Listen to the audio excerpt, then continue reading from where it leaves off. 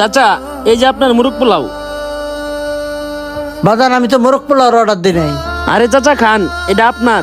আব্বা তুমি মুরগ পোলাও অর্ডার দিছো, দেও আমারে। আরে রাখ বাবা, আমি মোরগ পোলাওর অর্ডার দিই নাই, আমি ভর্তা ভাতের অর্ডার দিছি। মোরগ পোলাও তো আমি অর্ডার দিছি, এইটা মনে হয় আমার। আরে ভাই, এটা তো আপনার না, এটা ওনার। আপনারটা আসতেছে। রাইসটা শেষ হয়ে গেছে তো, আপনি 10টা মিনিট ওয়েট করেন।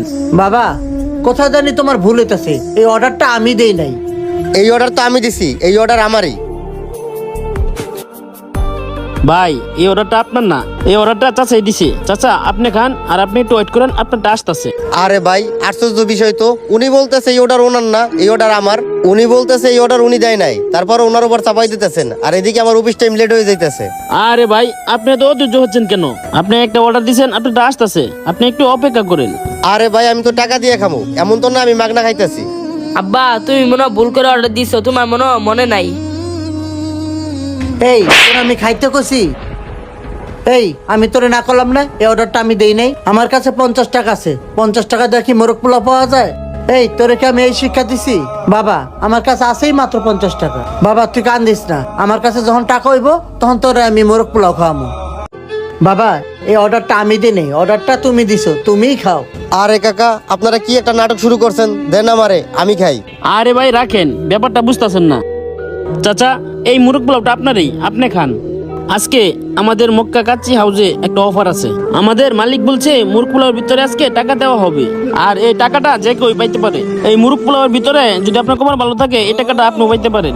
যদি টাকা পান তাহলে বিলটা তো এখান থেকে দিতে পারবেন, আপনি তো দিতেই হবো না। চাচা আপনি খান। কি বলতেছো বাবা, তাই নাকি? বাবা আজকে তোরে খাওয়া দে, ল।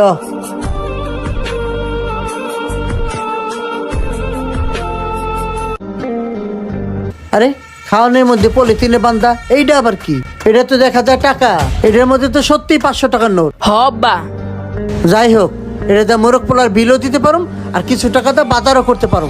হ আব্বা, তুমি ঠিক বলছো। হ্যাঁ বাবা, কথাটা তুমি ঠিকই বলছো। ল বাজান, খা তুই। বাবা তোর পেটে তো খিদা, তুই খা। আব্বা তুমিও খাও। আরে ওরা তো সত্যি সত্যি মোরগ পোলাওর ভিতরে টাকা পাইছে, বিষয়টা কি?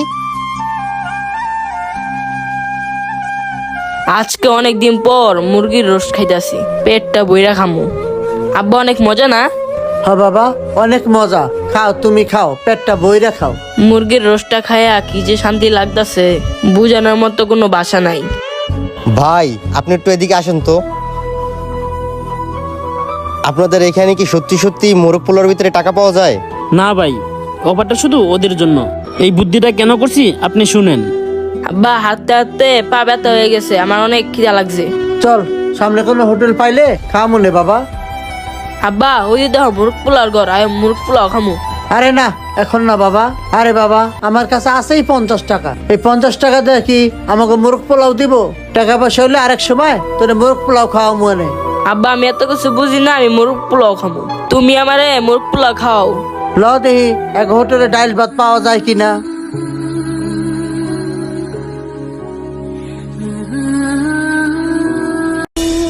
ভাই সবই তো শুনলেন, ওদের কাছে খাওয়ার মতো কোনো টাকা ছিল না।